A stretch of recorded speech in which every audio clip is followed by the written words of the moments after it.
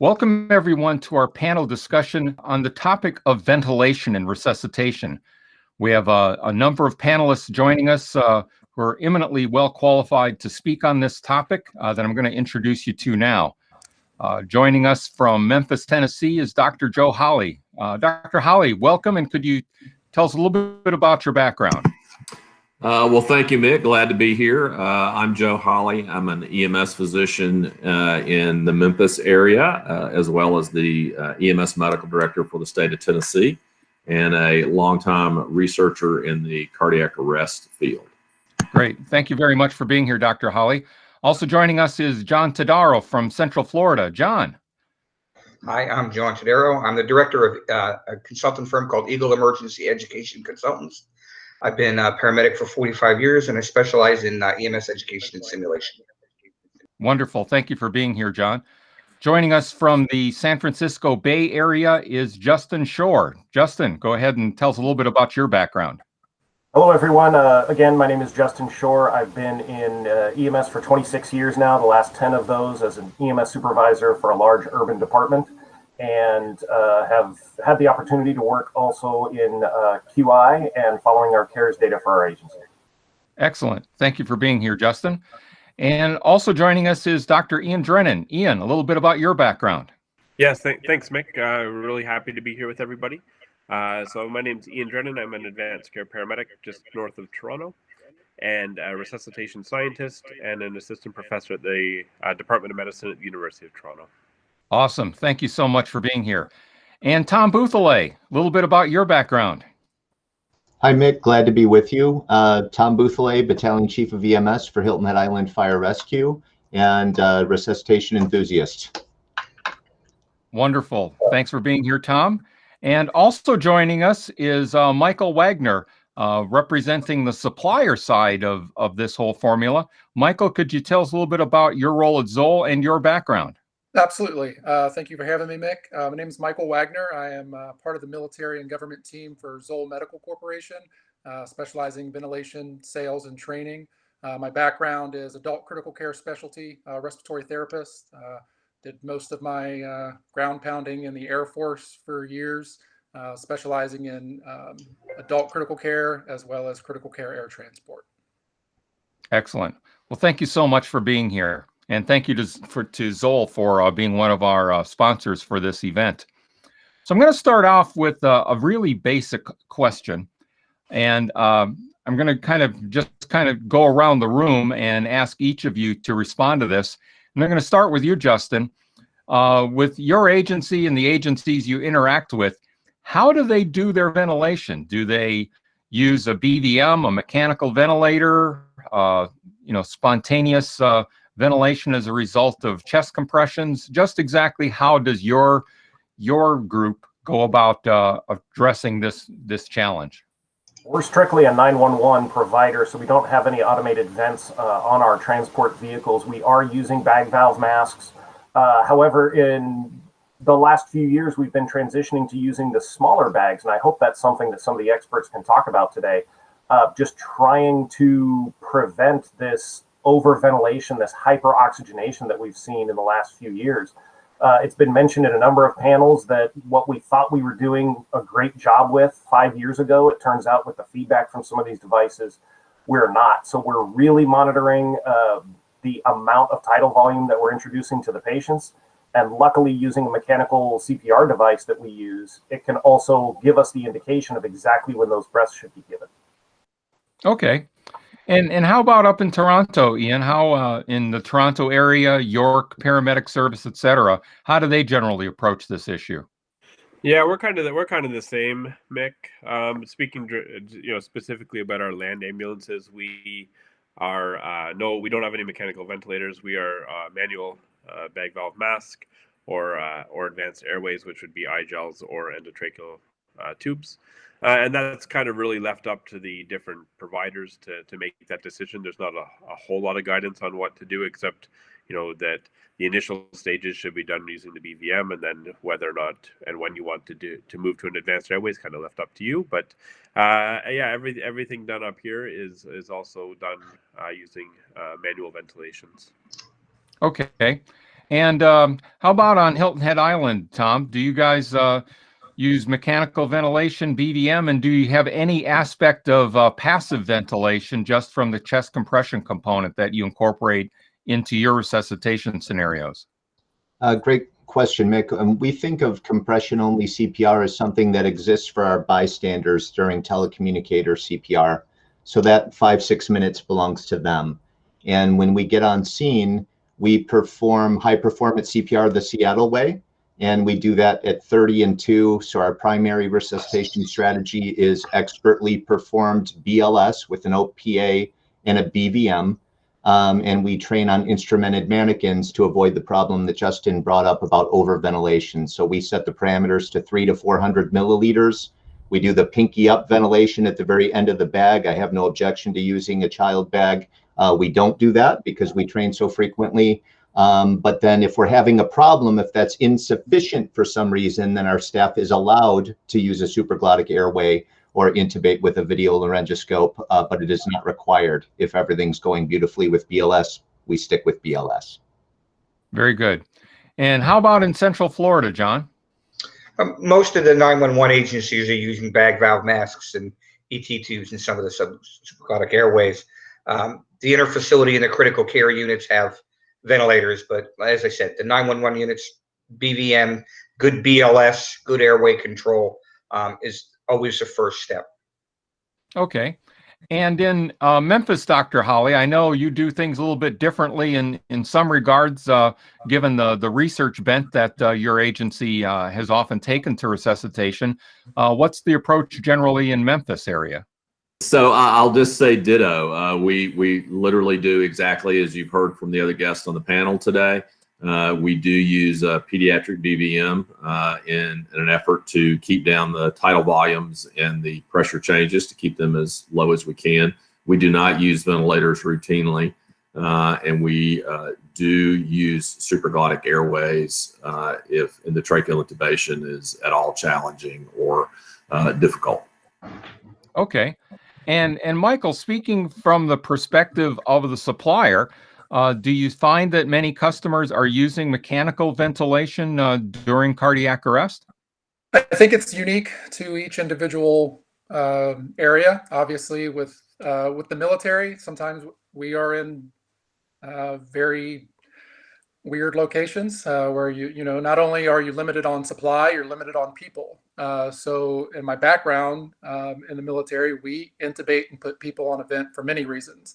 One, it's a lot safer, as they've told about the big adult bags. Those are 1 and 1.5 liters. No one's breathing 1.5 liter tidal volumes.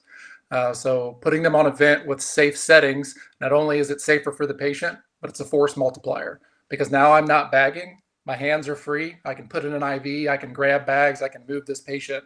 So I think in our situation, as far as like military and pre-hospital, for some of the people that we talk to, that is the standard they want to get to, is putting people on a ventilator as fast as possible.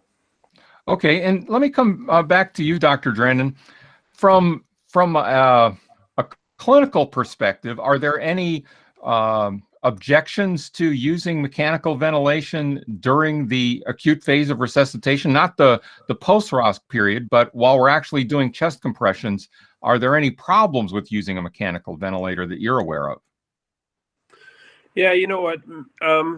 I've talked to a couple people that more in the European-based systems that actually use mechanical ventilation as their primary method of ventilation during cardiac arrest, and they find that, I mean, for their systems, they seem to they swear by them, that they're really happy with the way they work for within their system. I think for us, it's more, I don't know that any problems with the mechanical ventilations. Obviously, you just would have to keep an eye on it. I mean, in one respect, it does reduce your task load, which I think, like Michael just mentioned, you have the opportunity to do some other things at the same time, which is nice. For us, we've really just moved to our focus in the initial stages of the resuscitation are really about getting the CPR and getting the defibrillation and really focusing on that aspect. And then by the time we move into the ventilation piece, we find that we have a lot of that those initial tasks done up front. So for us, by the time we get down there and we really start to really hone in on that stuff, I think a lot of the initial phases and have already kind of been accomplished. But I don't think there's necessarily anything necessarily any disadvantages to using it. It's more just a system-based approach, and our medics don't use mechanical ventilators for anything, and so it would be a real change in practice for us to move towards that. When with the training that we have, and we do quite a bit of training with our manual ventilations, we feel like we have a pretty good grasp on how to do it. We don't use the pediatric bags, but I agree it's probably it is a fantastic option to have as well. But we think there's probably nothing that says one way or the other. It's just within our systems, we don't use them for much of anything. And so based on cost and training, we really focus on manual ventilations. Right. And Dr. Holley, if you could kind of reflect on the research literature to this question as well, regardless if you're doing ventilation during resuscitation with a mechanical ventilator or doing it manually, there's the whole question of whether or not it would be synchronized with the compressions, with a pause for ventilation, or if it's asynchronous, where when you ventilate isn't necessarily associated with an overt gap in chest compressions. Could you comment a little bit about the pros and cons of synchronous versus asynchronous ventilation during resuscitation? Well, I think the advantage to synchronous ventilation, meaning inserting the ventilation during a pause or a brief pause in chest compressions, or certainly on the decompression phase, results in lower pressure changes inside the chest, which can be advantageous. I think that ventilators have lots of advantages to them in that you can control many factors. But I think in the acute resuscitation phase, it can be challenging just because that's not our routine approach. And many people rely on how the bags to get a sense of chest wall compliance and that sort of stuff, as opposed to looking at the machine, let it do its calculation to figure out what chest wall compliance is like and how much resistance to flow there is. So I think it's just a familiarity piece. Certainly on the research side of things, we absolutely use controlled ventilations during our resuscitations in the lab. But I think in the field, it's just a lack of familiarity on the part of the majority of providers in those situations. Understood. And Justin, you had a comment? Yeah, I just wanted to bring up, as we're talking about the benefit of ventilators in the initial response to the resuscitation, I'm thinking back to the last few weeks of some very challenging extrications that we've had to deal with, where we've achieved ROSC at the scene, but we have an advanced airway and we need to figure out a way to bag this patient down 6 or 7 flights of stairs. With the technology, when CPAP first came out, was what came to mind, this giant machine that we had to carry with us, and now that's gone away. So I'm wondering if our friends at Zoll can comment on if they're working on smaller, more compact devices that will allow that first-in-engine company and ambulance to actually ventilate on the machine without having to carry another almost monitor-sized device. Yeah, and Michael, in your comments, if you can speak generically about the resuscitation technology itself rather than anything particular to Zoll or other providers. Oh, no, absolutely. So I've used, as a respiratory therapist, I've used a myriad of different companies, transport ventilators. And for the most part, depending on the technology, whether it's turbine driven or compressor driven, or it's a pneumatic where you have to have it hooked to a tank, whatever, they usually range. I think most people want their transport ventilators between a couple pounds up to 10, 11 pounds, size of a cereal box or a little bit smaller. I think traditionally now that's the size of most transport ventilators, which is what you would use in that aspect. So I know, like within the DoD, size is very, very important, size and weight, because if you're on a helicopter, if you're in a ship, if you're on the back, like these are all very important things. And also ruggedness. I mean, these are all, and ease of use. So one of the biggest things that I took from my deployment to New York was how comfortable everyone was with everyone knowing the vent, right? Like I don't ever have to touch it because there's an RT here, there's a CRNA here, there's a doc here of some sort.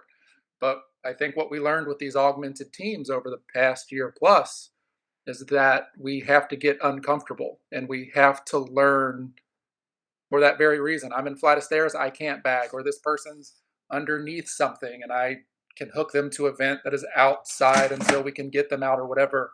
I think that's kind of where we need to head. Like not just the technology itself, the size, but actually more people knowing about mechanical ventilation, if that makes sense.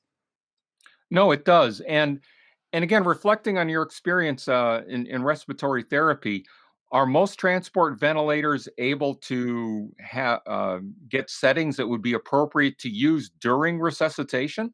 Some of them have them already built in. Some of them already have CPR modes built in. If you have a pretty savvy respiratory therapist or doc, you can go into a pressure control mode and set some alarms and mess some things around where it will deliver an adequate tidal volume and the rate. It's the big thing is changing alarms. Like again, you have to be pretty savvy to know, okay, if they're pressing on the chest and my vent is doing this, I know what the alarm is. So you have to know what alarm parameters to mess with in order for it to work. But I got to do a pretty cool research project at Dartmouth with using a ventilator, a transport ventilator during CPR. And we were able to manipulate settings to make it work. One that did not have CPR mode on it. So you can do it. And like I said, some of them are already built in. And for that very reason. And also, again, to bring up COVID, there were times where people didn't know what was going on and they were scared to death to go in and bag a patient or go in and do CPR. So automated CPR devices as well as ventilation probably would have been very, very good for a lot of these patients at the beginning when people were obviously very scared to death. Sure. Tom, could you comment a little bit about this challenge of trying to ventilate someone going up and down stairways and stuff? I know you have lots of condominiums on Hilton Head Island. And if you're in a situation where you're unable to get ROSC at the scene, but they seem to continue with good course fibrillation, the prognosis seems to be good if you can just kind of get that underlying rhythm corrected. And now you're in a scenario where you feel that you need to do CPR going to the hospital.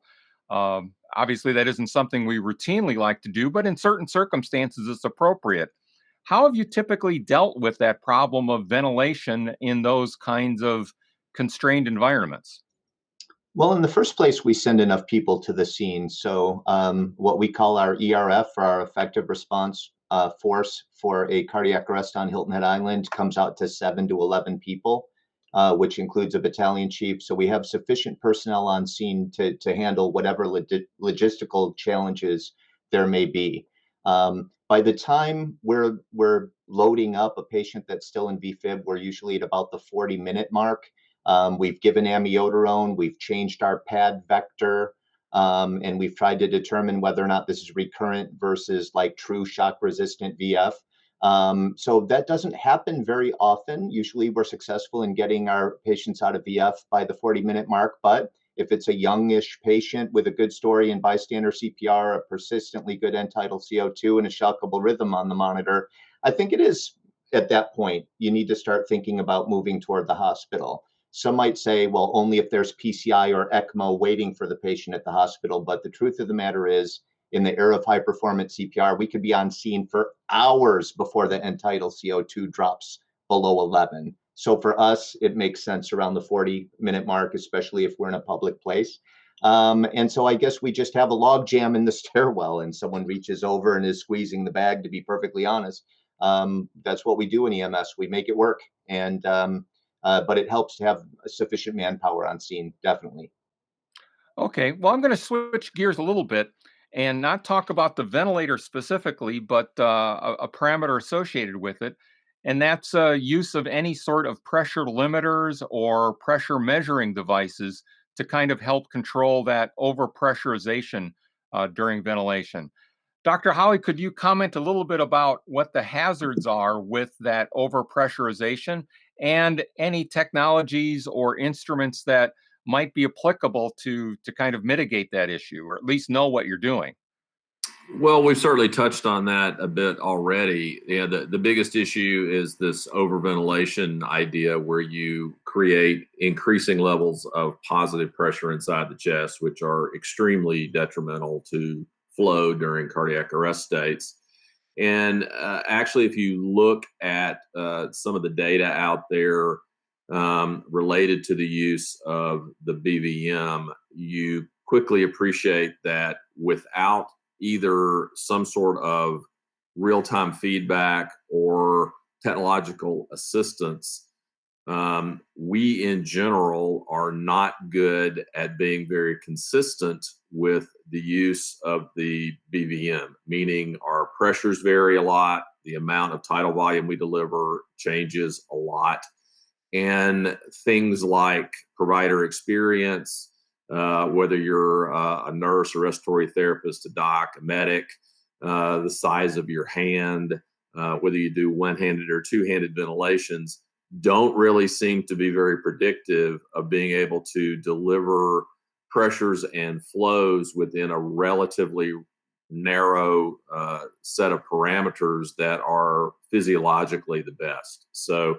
I think it's extremely important to have some real-time monitoring capability over pressures in particular, and particularly how quickly those pressures change, meaning you don't want sudden spikes in high pressure because you're attempting to bag the patient, squeeze the bag much too quickly. It needs to be a smooth, gentle flow so that we change those pressures gradually.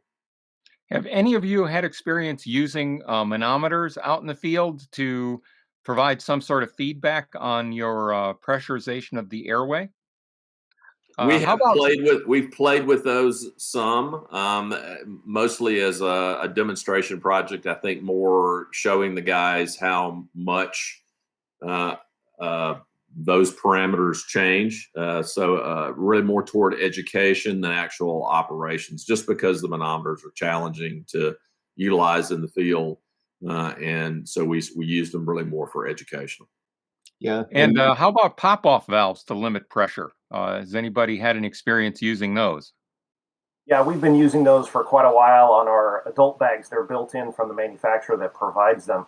But that just keeps us from squeezing the bag too quickly, and they can very quickly adjust that. But it's still about that volume, like we were talking about, getting that in there. And if you think about it, we really only have three things that we can assess at this point easily in the field, and that's the oxygen saturation, or the color of the hemoglobin at the fingertip or wherever we're putting it, the compliance on the bag, how we feel air going in and out, and then the end tidal.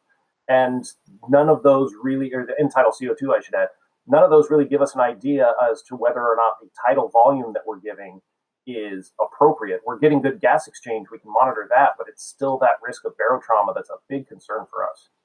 Yeah, or just waiting for the minimal rise in the chest is kind of a more indirect indication. Well, let me shift gears for a moment and talk about pediatrics. Is there any difference in your approach to doing resuscitation in a pediatric case? I know, we're not talking about people working in pediatric hospitals here, but we all deal with kids occasionally. And how have you kind of adapted your procedures or protocols or tools and technology for ventilating a pediatric patient during arrest? We talked about using a pediatric bag on an adult. Well, then what do you use for a kid? I'll throw that one to you, Dr. Drennan. Yeah, perfect. I think for our pediatrics, we take the same type of approach, and a lot of the stuff that we've been talking about right now, I think, is our standard approach to care, that we really have made a real focus on our ventilations now. And I would say when in our pediatric patients, we just up that so much more than in the adults, right? So if we're talking about watching our pressures and trying to watch our volumes and watch chest rise and all this stuff in the adults, for us, it becomes that much more important in our pediatric patients. I think our RBVMs, we always, especially in the adults, but the pediatrics too, we try to get two people so you can get a two-handed seal, so you're not really reefing on the neck to then also try and squeeze the bag at the same time. So one person can focus on just squeezing the bag while the other person makes sure the seal is there. We use the end tidal CO2 waveforms, just like was said, it doesn't tell us how much volume is going in and out, but at least we know air is going in and out in the right spot, and that it's not going out into the general room. So we try to get people to throw on the end-tidal CO2 so you can see that waveform, and at least we know that air is somewhat going in the right place. And then we have the pop-off valves and the pediatric BVMs. So I think we just have to be even more mindful. I really worry about, it's already been said, but the more you look at it, I really worry about how we ventilate our patients, and I think it's because the focus hasn't been there for such a long time. That now that we're starting to focus on it, I think we're starting to realize that, man, like a lot of the stuff we've been doing just isn't what we thought we were doing in the first place, right? So I think it's just refocusing on the importance of ventilations and just the harm that can come from over ventilating patients, and really drilling that into our medics and other providers that, this isn't a time where you go to the head and ventilate because you want to do other things, which we used to teach, right? You go to the head because you can ventilate and also do other things while you're on the call. But this is the time that if you're at the head and you're ventilating, that's your job, and you really need to focus on that to do that properly and do that well. So we've really taken that approach to it. And then in terms of what we do, I worry even more so when we get it, patients get intubated or advanced airways. We have all these RCTs looking at whether advanced airways are harmful or whether they're helpful, and that's just one component of it. But when you look at the ventilations that happen once a tube is in place, it becomes so much more easy to overventilate people because people forget what they're doing. You don't have to, you're not waiting for those pauses to ventilate. You're just kind of trying to ventilate every 6 seconds or so, but people tend to lose track. And if you're not focused, I really think that becomes the harm of our intubation and advanced airways, is that we're really start to overventilate those patients. So sorry, back to your point there, Mick. I think for the pediatrics, we take the adult approach, and we just really focus on that even more in the adults, because we know there's less room for error with pediatric patients. They got smaller lungs and more delicate lungs, and we just really get the medics to really focus in on what they're doing. Tom, what approach have you taken with Hilton Head Island when you're dealing with ventilation and pediatrics? What kind of changes do you make in your routines? So what we've done is we've piloted infant high performance CPR, and we've rolled it into ACLS class. So we do adult high performance CPR as part of BLS provider. And the concept is we've scared generations of healthcare providers to think that kids are so different that they're terrified, and they grab a baby and they do this number and they run the back of the ambulance and they deliver a pulseless floppy kid to the emergency department, and they tend to stay that way. And so we think that we should stay on scene, work the arrest on scene, that children deserve high quality chest compressions and high quality ventilations, IO or IV access, and at least a round of epinephrine. And by that time, once you've solved all those problems, I know what size OPA, I know what size BVM, I know what size pads I'm using with my cardiac monitor. It eventually starts to feel familiar with what we're used to with adult high performance CPR. And then we can leverage that adult experience. And then once we do deliver that kid to the emergency department, even if the outcome isn't what we might have hoped, the side effect of that is it helps prevent or at least mitigate PTSD in our staff, that they can hold their head high and know that they did everything that could have possibly been done for that child. And so so we also train on the instrumented mannequin for the infant as well, which is a profoundly small little bag squeeze that's very eye-opening for folks. Number one, how deep the compressions are, but number two, how delicate the ventilations are. It's been a real eye-opener. So infant high-performance CPR has been very well received on Hilton Head, but again, it's just so far it's just a pilot program. Well, great segue to what I wanted to ask John about with training providers in simulation environments in particular. I know that's one of your specialties, John. Could you comment on the challenges of training ventilation technique with children and how technology can complement that? Tom made a good point in the fact that it's about training. It's about making sure that when we discuss pediatrics and when we're talking about pediatric resuscitation, we make them understand that there's specifics that go with that. Ventilating and getting the feel for the bag and understanding what that's supposed to feel like, what the resistance should feel like. And that there are a lot of simulation devices out there. There are a lot of airway simulation and training devices that allow you to learn how to use all the adjuncts. But really, the bottom line is how compliant your bagging is and how well you teach your providers to ventilate using that bag, but also to observe chest rise and that feel from the bag itself. And I try when we're using simulators to bear those down. Some of them will allow you to do that and restrict the airflow so that they have to get that feel in the bag. They don't all do that, and that's one thing that I think some of the simulation providers are looking at in newer mannequins. How can they add in some of the technology that we're seeing and some of the other CPR education devices into the simulator so that they can get better feedback, and then so the student can get better feedback because you can teach them all you want, but until they're getting feedback and they're feeling it in real life with real resistance, it's very difficult to understand how well you're bagging using a bag valve mask. Yeah, yeah, very true. Michael, if you could comment on all we've been talking about, because there's been a lot of emphasis on the use of a BVM to include those with kids. Reflecting in your experience as a respiratory therapist and use of these transport ventilators, do most of them generally allow themselves to be used with appropriate settings on kids in these CPR modes? And anything else you might wish to comment on? Just to first piggyback off of what John was talking about with training and simulation. So I worked for years in training and simulation with the Air Force for their critical care air transport course. And we always talked about training scars and pretending.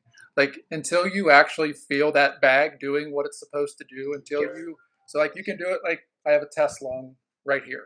So if I have a bag hooked to this test lung, there's no baby, like this is just a test lung, right? But if I have a high fidelity mannequin that looks like a baby and sounds like a baby, it has a name, like all these different things, this goes into training, and people usually have a lot more buy-in with training when they're getting something real and they're not pretending. So that's I love simulation and training. So John, so thank you for all that. That's fantastic. And as far as CPR modes on vents with pediatrics, that's not my wheelhouse. I will defer to anyone else that could speak on that. My wheelhouse is adult critical care, trauma, and surgical ICUs and transport. I try to stay away from kids as much as I can. My very first pediatric patient that I ever had was going to hospice the next day, and then I knew at that point kids were not for me. But in line with all of that, like again, bagging is important and knowing that, but then having an alternate plan. Like if you're bagging, yes, you can feel the squeeze and things pop off. And as they had said before, like, yeah, that might be resistance. It might be compliance. We don't know. Like it could be that this guy might be coughing back against you, or it could be that you've caused some type of secondary lung injury by squeezing in 1.5 liters. Like I'm bagging and I'm perfectly fine. And then, hey, we need your help over here. I give it to the next guy. That next guy's going crazy with the bag. And then I come back and something's different. Did something happen with my patient, or did he cause some type of injury? Like that's the hard, bad thing about bagging. It's you can pretend and think that you know what you're doing. And as Dr. Holley said, if you don't have that feedback, you may think, okay, this feels like 450 cc's of tidal volume. Sure, this feels good. And then he turns the monitor around with like some BVM help or something. And it's like, no, you're actually giving this guy 650 tidal volumes with that little squeeze. And you're like, oh man, I had no idea. So you're blindly ventilating these people if you don't have end tidal in line, or you don't have some type of flow or restriction. And that can be very, very dangerous. Like, for example, let's say a car wreck or a rollover, some guy falls off a ladder, hits his head. So he's a suspected TBI patient. And now you're either hyper or hypoventilating a TBI patient, which we all know can be catastrophic by the time you get to the hospital. So having something in line, whether it's with your bag valve mask or with a ventilator, something is very, very important. And the last thing I'll say as far as pediatrics go, having the right adjuncts or accoutrements in line is very important, because mechanical dead space on pediatric patients can be very detrimental if you don't have the right stuff in line. Very good. And I'm going to close with you, Dr. Holley. If you could just try to provide perhaps a little bit of synthesis of this, and maybe comment on, what sort of things you would like to see the technology evolve to include in the category of ventilation during arrest. Well, I think the overriding theme here for me is feedback mechanisms that tell you how close you are to the parameters you're trying to meet, whether that's pressure, flow, or changes in pressure over time. I think that's the most important piece that we lack in the pre-hospital world, just because we know there's tremendous variability there. And despite having experienced providers in the field, even they struggle with it. So it's an area where technology really can help us in a lot of ways in an area that we are known to struggle with. All right. Well, thank you so much, everybody, for being part of this panel. I think there's a lot of good information, some clinical pearls for people to come away with that, again, is really directed at trying to help inform your decision about what sort of technologies, products, devices, services, etc., you need to keep in mind when you're looking at ventilation during resuscitation.